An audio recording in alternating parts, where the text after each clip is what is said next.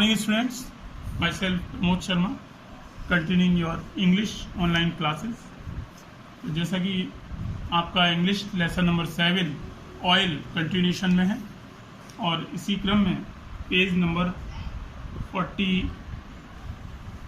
से paragraph number 3 आपको आज एक्सप्लेन किया जा रहा है। इसका जो तो to the ordinary man one kind of oil may be as important as another, but when the politician or the engineer refers to the oil, he almost always means mineral oil, the oil that drives tank, aeroplanes, warships, motor cars and locomotives। to the ordinary man, एक साधारण जो व्यक्ति है, one kind of oil may be as important as another, उसके लिए एक oil की अपेक्षा और भी ऑयल महत्वपूर्ण हो सकते हैं। बट व्हेन द पॉलिटिशियन और the engineer refers to the oil, जब पॉलिटिशियन और इंजीनियर इस ऑयल के बारे में बात करते हैं, ही ऑलमोस्ट ऑलवेज मीन्स, तो उनका जो मतलब होता है कि वो mineral oil, the oil that drives tank, जो कि बड़े बड़े टैंकों में भरा जाता है, एरोप्लेन्स को उड़ाने के लिए प्रयोग किया जाता है, वारशिप युद्ध के जो जहाज वगैरह होते हैं उनके लिए प्रयोग किया जाता है, मोटर कार्स एंड लोकोमोटिव्स। जब पॉलिटिशियन और इंजीनियर जब ऑयल की बात करते हैं तो मिनरल ऑयल की बात करते हैं और वो इन चीज़ों में यूज़ होता है। This is the oil that has change the life of common man. Oil ने ही साधारण मनुष्य के जीवन को बदल कर रख दिया है। To it we owe the possibility of flying, और ऑयल के कारण ही उड़ने की संभावनाएं बनी, यानी कि एरोप्लेन्स वगैरह में ऑयल के द्वारा ही मनुष्य ने उड़ने का प्रयास किया। It has change the method of warfare, oil के माध्यम से ही जो युद्ध हैं उनकी कला में भी बदलाव हुआ। On the land and the sea, अब जमीनी युद्ध और समुद्रों में लड़े जाने वाले युद्ध जो हैं वो ऑयल की वजह से ही अपनी अलग तरह से लड़े जाते हैं। This kind of oil comes out of the अर्थ, ये जो ऑयल है जो एरोप्लेन्स में डाला जाता है या युद्ध क्षेत्र में जो डिफरेंट व्हीकल्स होते हैं उनमें डाला जाता है, ये ऑयल जो है वो समुद्र से मिलता है। कम आउट ऑफ द अर्थ, जमीन और समुद्र से मिलता है। बिकॉज इट बर्न्स वेल, क्योंकि ये जो ऑयल है वो बहुत अच्छी तरह से ज्वलनशील होता है।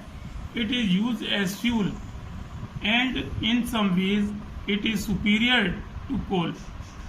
बिकॉज इट बर्न्स वेल, क्योंकि इसका जो ज्वलनशीलता है वो बहुत अच्छी है। It is use as fuel in some ways is superior to coal, इसका जो प्रयोग है वो कोयले के प्रयोग से कहीं अधिक अच्छा है। Many big ship now use oil instead of coal, बड़े बड़े जो शिप हैं, पानी के जहाज हैं, वो अब कोयले की जगह पर ऑयल का प्रयोग कर रहे हैं। बिकॉज इट बर्न्स ब्राइटली, क्योंकि यह बड़ी चमक के साथ चलता है। It is use for illumination, इसका प्रयोग हम प्रकाश करने के लिए भी करते हैं।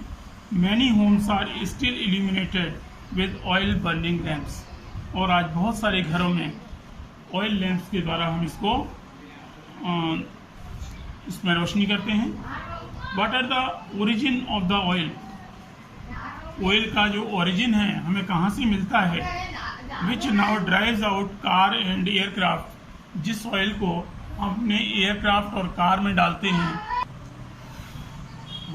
सरफेस कार्स एंड एयरक्राफ्ट, आज जिस ऑयल को हम अपने कार और एयरक्राफ्ट में डालते हैं। Scientist are in no doubt about the formation of coal, but they don't seem to sure when asked about oil. Scientists are no doubt about the formation of oil. जो scientist हैं वो कोयले का निर्माण कैसे होता है वो बिना किसी संदेह के बता सकते हैं। But they don't seem to sure. लेकिन ऑयल का निर्माण कैसे होता है इसके बारे में when they asked about oil, जब उनसे इस जमीन के नीचे पाए जाने वाले ऑयल के बारे में पूछा जाता है तो इतने श्योर नहीं बता पाते कि ऑयल का निर्माण किस तरह से हुआ। For these creatures they think, जमीन के नीचे ऑयल का निर्माण कैसे हुआ उनका विचार है, the oil under the surface of the earth originated from living things in the sea. जमीन के नीचे जो ऑयल पाया जाता है उसका निर्माण समुद्र में रहने वाले जीवों के द्वारा हुआ है। For these creature to become oil, और इन क्रिएचर से ही ऑयल का निर्माण हुआ। It was necessary that they should be imprisoned between layers of the rock for an enormous length of time, और ऐसा प्रतीत होता है it was necessary that they should be imprisoned, कि इन जानवरों को बंदी बनाकर रखा गया हो between layers of rocks for a enormous length of time, इनको काफ़ी समय के लिए जमीन के नीचे दबा दिया गया हो। The statement that of oil originated in the sea is confirmed by glance at a map showing chief oil fields of the world. The statement, यह कहना, the oil originated in the sea, इस समुद्र oil का निर्माण समुद्र में हुआ है, इज कन्फर्म्ड, ये आज निश्चित हो चुका है, by a glance at a map showing chief oil fields. जब हम एक नक्शे को देखते हैं जहाँ पर ऑयल की जो मुख्य क्षेत्रों को नक्शे पर दिखाया जाता है तो इससे ये निश्चित हो जाता है कि ऑयल का निर्माण समुद्र से ही हुआ है। In the sea it is confirmed by glance, very few of them are far distant from the ocean of today.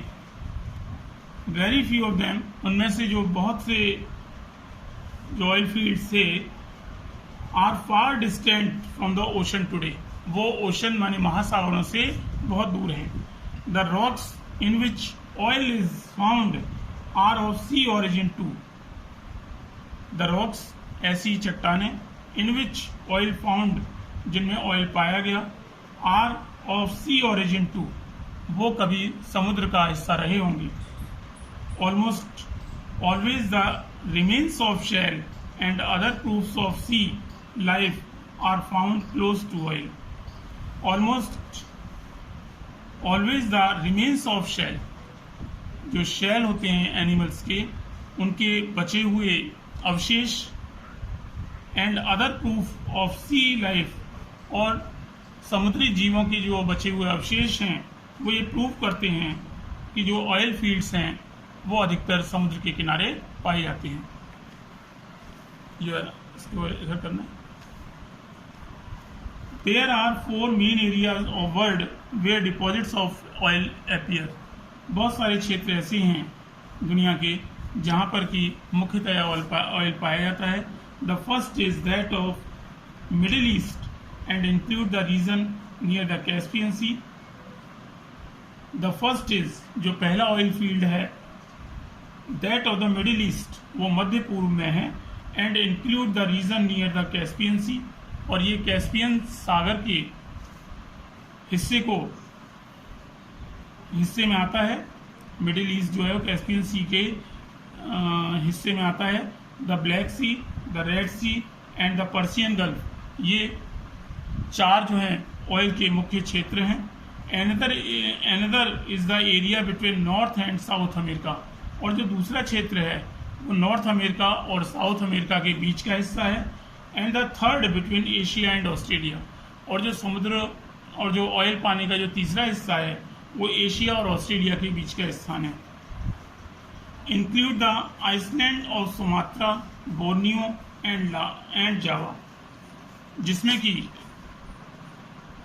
Sumatra, Borneo और जावा आइसलैंड जो है वो इंक्लूड माने जुड़े हुए हैं। The fourth area is the part near the North Pole, और जो ऑयल फील्ड्स का जो चौथा स्थान है, चौथा क्षेत्र है, वो नॉर्थ पोल है, उत्तरी ध्रुव है।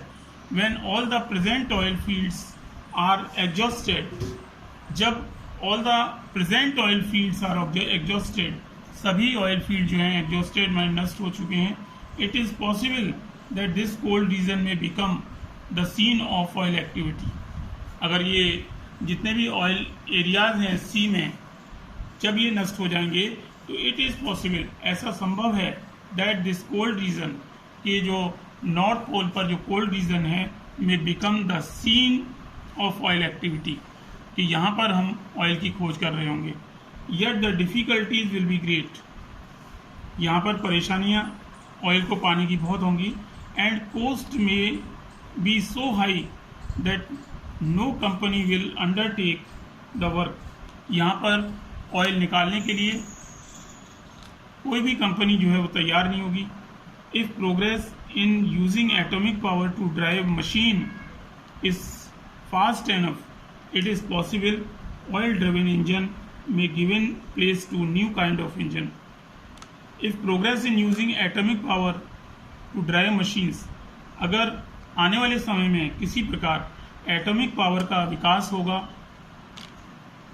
टू ड्राइव मशीन्स को चलाने के लिए आने वाले समय में एटॉमिक पावर का अगर विकास होता है, इज़ फास्ट एनफ, जो कि काफ़ी तेज है, it is possible oil double engine में given place to the new kind of engine. तो हो सकता है कि जो ऑयल से चलने वाले इंजन्स हैं आने वाले समय में वो एटॉमिक पावर से चलने वाले इंजन के रूप में बदले जाएंगे. इन दैट केस, और ऐसी अवस्था में the demand for oil will fall, और ऐसी अवस्था में जो ऑयल की डिमांड है वो गिर जाएगी. The oil fields will gradually disappear, और जो ऑयल फील्ड्स हैं वो धीरे धीरे डिसअपियर माने समाप्त हो जाएंगे. And the deposits at the North Pole may rest where they are, और नॉर्थ पोल पर जो ऑयल फील्ड पाए जाएंगे जहाँ पर ऑयल निकालना बहुत मुश्किल होगा, वो एरियाज बचे रहेंगे आने वाले समय के लिए. तो that's all the explanation of the lesson.